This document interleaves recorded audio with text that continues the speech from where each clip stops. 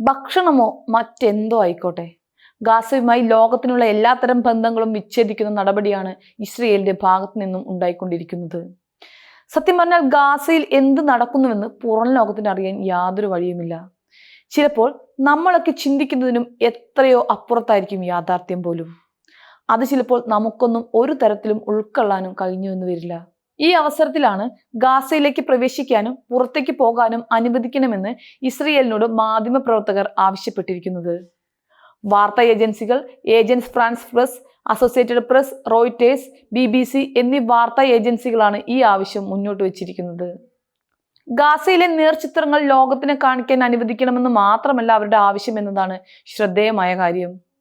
ഗാസയിലെ തങ്ങളുടെ മാധ്യമപ്രവർത്തകർ പട്ടിണിയിലാണ്. യുദ്ധമേഖലകളിൽ അവർ ദാരിദ്ര്യവും ബുദ്ധിമുട്ടുകളും സഹിക്കുന്നുണ്ട്.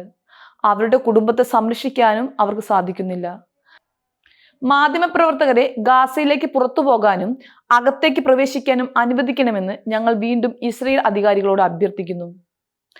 മതിയായ ഭക്ഷണ സാധനങ്ങൾ അവിടുത്തെ ജനങ്ങളിലേക്ക് എത്തേണ്ടത് അത്യാവശ്യമാണ് എന്നാണ് വാർത്താ ഏജൻസികളുടെ സംയുക്ത പ്രസ്താവനയിൽ പറയുന്നത്. നിലവിൽ ഗാസയിൽ 110-ലധികം പേർ പട്ടിണി കിടന്ന് മരിച്ചതായി റിപ്പോർട്ടുകളുണ്ട്.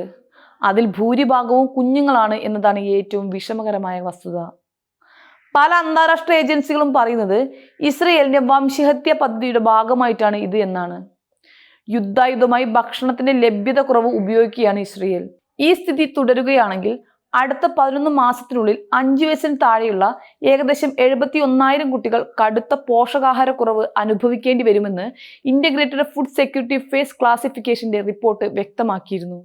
അതേസമയം സാധാരണക്കാരെ പട്ടിണിക്കിടുന്നത് യുദ്ധായുധമാക്കുന്ന ഇസ്രയേൽ നിലപാടിനെതിരെ കഴിഞ്ഞ ദിവസം രൂക്ഷമായ ഭാഷയിൽ തന്നെ ഖത്തർ പ്രതികരിച്ചിരുന്നു. അന്താരാഷ്ട്ര സംഘടനകൾക്ക് ഗാസ മുനമ്പിൽ മാനുഷിക സഹായങ്ങൾ സുരക്ഷിതമായും തടസ്സങ്ങളില്ലാതെയും വിതരണം ചെയ്യുന്നതിന് അവസരമൊരുക്കാനായി ഇസ്രയേലിന് മേൽ സമ്മർദ്ദം ചെലുത്താൻ അന്താരാഷ്ട്ര സമൂഹത്തോട് ഐക്യരാഷ്ട്രസഭയിലെ ഖത്തറിന്റെ സ്ഥിരം പ്രതിനിധി Sheikha Alya Ahmed bin Saif Al Thani ആവശ്യപ്പെടുകയുണ്ടായി. UN രക്ഷാസമിതിയുടെ ഫലസ്തീൻ വിഷയം ഉൾപ്പെടെ മിഡിൽ ഈസ്റ്റിലെ സാഹചര്യം ചർച്ച ചെയ്യാൻ നടന്ന തുറന്ന സംവാദത്തിൽ സംസാരിക്കുകയായിരുന്നു അവർ. ഇസ്രയേലിന്റെ കൊടും ക്രൂരത തുറന്നുകാട്ടിയ അവർ സാധാരണക്കാരെ സംരക്ഷിക്കാനും അതിന് ഉത്തരവാദിയായവർക്കെതിരെ നടപടിയെടുക്കാനും അടിയന്തര നടപടിയെടുക്കണമെന്നും ആവശ്യപ്പെടുകയുണ്ടായി. ഗാസയിലെ പട്ടിണി മരണത്തിൽ മനം നൊന്ത് കഴിഞ്ഞ ദിവസമാണ് ഈജിപ്തിലെ ആളുകൾ കടൽ വഴി അവർക്കുള്ള ഭക്ഷണങ്ങൾ എത്തിച്ചു കൊടുക്കാനുള്ള ശ്രമങ്ങൾ നടത്തിയത്. ഭക്ഷണം നിറഞ്ഞ 100 കണക്കിന് വണ്ടികളാണ് ഗാസയ്ക്ക് മുൻപിൽ ഇസ്രയേലിന്റെ അനുവാദവും കാത്തുകിടക്കുന്നത്. ഈ സമയത്താണ് കൊച്ചു കുഞ്ഞുങ്ങൾ വരെ ഭക്ഷണത്തിന് വേണ്ടി കിടന്നു പിടയുന്നത്. ഇസ്രയേലിന്റെ ഈ കൊടും ക്രൂരതയ്ക്കെതിരെ ഇനിയെങ്കിലും ഒരു നടപടി ഉണ്ടാവുമെന്ന് നമുക്ക് പ്രത്യാശിക്കാം.